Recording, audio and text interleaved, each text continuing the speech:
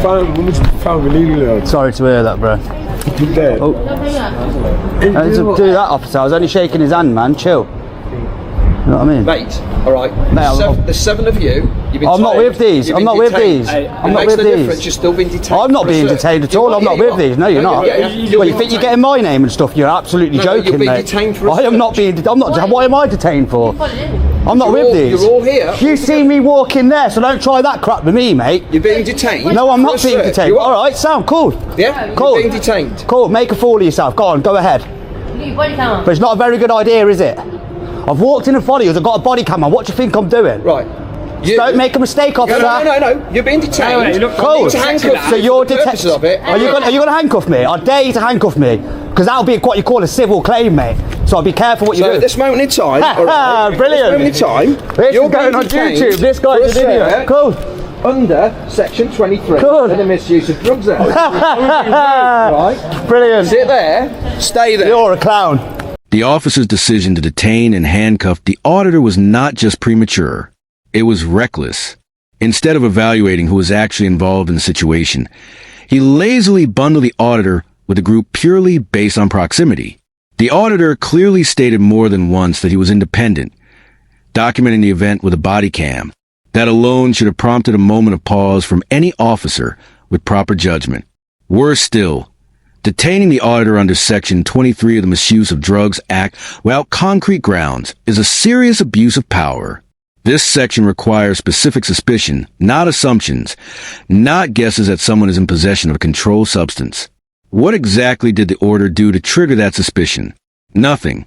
He wasn't acting suspiciously, wasn't evasive, and was openly recorded with a camera.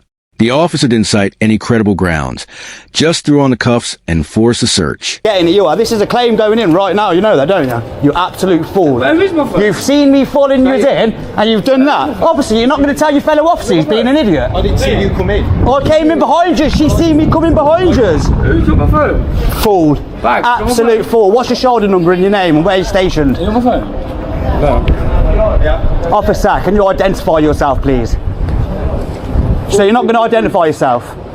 Oh yeah, guys, has any of these told you that they're also filming either? Bet they haven't, have they? No, you know you're meant to tell them that you are filming straight away, officer? No. Well, yes you are. It's in your policy. What are you lying for? No. Look at this, guys. I'm in handcuffs by this fool here. Yeah, just chill now. Absolute idiot. I come in to record these. That's what I do. I'm an auditor. I've got a YouTube channel. And he's just gone and done this. Don't put your hands on me, officer. Step back, all right? You've been detained for a search under Section 23 of the Misuse of Drugs Act. Yeah, Touch him unlawfully. again. Unlawfully. All right? It doesn't matter what you think. Oh, no, I know. It doesn't matter. You're I here. know, All right? And I will get officer. round to you because I have You other haven't people. identified yourself. I don't need to, mate. Yes, you do, No, you I don't. fool. When the auditor challenges his detention as unlawful, which he has every right to do, the officer outright dismisses it with, "It doesn't matter what you think." That statement alone is deeply revealing. It shows the officer isn't interested in justifying his actions or respecting the rights of the individual in front of him. He's operating on pure authority, without accountability. To make matters worse, the officer refuses to identify himself when asked, a basic expectation under the College of Policing guidelines. Officers are required to provide name, badge number, and station when asked by a member of the public during an interaction. This isn't optional. Identification ensures transparency and allows people to lodge complaints or follow up if rights are violated. Hands off me like that. At the moment, all right, you are very close to being arrested for obstructing a police officer. I'm not obstructed at all. Listen to me. I wasn't While I'm trying obstructing. to deal with this, I will lock you up for obstruct. Cool, do what you want. You stand at the archway here. I came in behind you. You've got to Yeah. identify Yeah, no, yourself no, no. first. Yeah, no. Identify I'm gonna yourself, tell you officer. what. No. Identify No, you yourself. don't listen Yeah, to me, it is right? your is the So, rule first for of you the to camera, this identify man stood yourself. at the archway. My name's Matt Brown. So yeah, I've got my name's Shoulder Matt Brown. number. Right. My name's Matt Brown, Colin number's 422. I'm from Coventry Central Police Station. That is my warrant card. Yes, I know what it is. I've already explained to you, because you weren't listening, the reasons you Just lied to your camera. I've got it on camera. Okay, I've got it on camera as well. You were lying. Apologies behind you on camera from over there. Right, I've just explained on camera why you've been stopped and searching. I'm going to stop and searching, initially under Section 23 of the Misuse of Drugs Act. And that's the reason why I've explained. If you don't listen, you don't listen. Unlawful detainment. I don't know, I'll carry on talking. Yeah, thank you. Okay. There'll be a copy of the record made. I'll make a copy of the stop search. You're entitled to a copy for the next 12 months. You got anything on you that I should be... no, officer. Do you think I'm that stupid? Swear at me again. What are you going to do? All right, I'm going to Don't pull a public... No, you can't. You cannot be alarmed, distressed, can you? Public order doesn't count to you, does it? It doesn't count to you, officer, does it? None of them are going to complain about me, are they? This moment once again shows the officer weaponizing his authority rather than exercising proper judgment. The auditor, understandably upset after being wrongfully detained and handcuffed, expresses his frustration through strong language. Instead of showing restraint or acknowledging the circumstances, the officer threatens arrest over language. Try to invoke public order laws that don't apply to him. Under Section 5 of the Public Order Act 1986, for language to be considered an offense, it must cause harassment, alarm, or distress to a member of the public, not a police officer in the line of duty. Courts have routinely held that officers should have a way higher tolerance for verbal abuse. Yet this officer flips that logic on its head, suggesting that because they're in public, the auditor's words somehow become criminal. While we're here... Yeah, because you were searching them. I followed you. Yeah, now that's kind of a rhetorical question, because the answer is no. So you don't know why we're here. So, what I would suggest is you be mindful of your language, as you will find out why we're here, especially if you get arrested. Blatant lying's not very professional, is it, officer? And why are you doing it then? No, you lying. Why are you doing it? I'm not lying at all. I stood here filming you, that was all. You're lying. You're trying to obstruct officers. Obstruct an officer. What, so I'm not allowed to stand on the path there, no? No, not while I'm searching people. I'm asked you to stay still. You wasn't searching him, he was sat there. No. They've all been detained for a search. So who's the fool? Who's the fool? Don't worry, you're going to hear from a solicitor. Count how many people You're there getting are. a civil claim against you, mate. Count how many police there are. Yeah, 3. I was stood here. Yeah. I walked there. And what did you do? What, did I obstruct you? Did I go get in the way? An officer? No, I didn't. He was sat down, you were searching him there. Yeah. No, what you were doing was using your mouth I'm allowed to use my mouth. obstruct my searching. No, That's what you're doing. And you've been detained for a search. You were told you were detained for a search, and yet you still tried to obstruct. Claiming the auditor was using his mouth to obstruct a search is a deeply flawed interpretation of obstruction. Simply speaking, especially when done at a reasonable distance without interfering physically, does not amount to obstruction under the law. For an obstruction offense to be valid under Section 89, subsection 2 of the Police Act 1996, the person must willfully impede a constable in the execution of their duty. The auditor wasn't stopping the search, blocking the officers, or even interfering with their investigation. He was documenting, filming, and verbally expressing his opinion, which is a lawful and protected activity. This officer's assertion that speaking alone qualifies as obstruction is not only legally wrong, it's dangerous. Trying to criminalize speech, especially when it challenges police conduct, reflects a mindset rooted in ego, not law. I'm still detained. You know, the longer I'm detained, the worse it is for you, don't you? No, because at the moment, until we find out exactly what's going on, I'm not having you obstructing any one of the other officers, because from your demeanour and your attitude and the way you speak and the language you're using, all that's going to happen is, I don't care you call me that, but I'm not having you obstructing other people. I wasn't obstructing anybody. The guy I spoke to was sat down. That one said it was fine to film because he knows the crack, because he's not an idiot like you. And now I'm still detained in handcuffs. You are.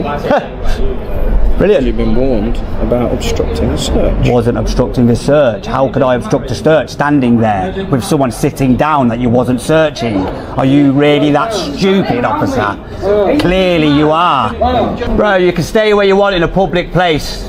Don't let them tell you any different. I'm not causing antisocial behaviour, you can't. How are they being antisocial? They were sitting down. Because there's been knife and drugs recovered. Have you proved who's it? You've not arrested anyone, have you? It makes absolutely no difference. And this is something else that you don't know about. Okay, if you want to, put an application in to join, all right? put an application in to join, put the uniform on, and come and change all the things you think are wrong. When the officer tells the auditor, if you want to change things, join the police, it's not just deflective, it's deeply dismissive. It reveals a toxic mindset where public criticism is treated as irrelevant unless it comes from within the institution. The officer essentially shrugs off any external challenge, as if filming, questioning authority, or standing up for your rights holds no value unless you're wearing a uniform. But in reality, citizens don't need to be police officers to demand lawful, respectful, and professional behavior. What makes this worse is the timing. The officer had already detained and searched the auditor without proper grounds. And instead of owning up or de-escalating, he throws out a snide, ego-driven remark. Do a better job than you would, I assure you. Excellent. Then prove it and do it. Okay? Prove it and do it. If you can communicate, if you can act responsibly, Are you still detaining me, are you? Wait until they've sorted. So you've not detained all of them and I'm still detained?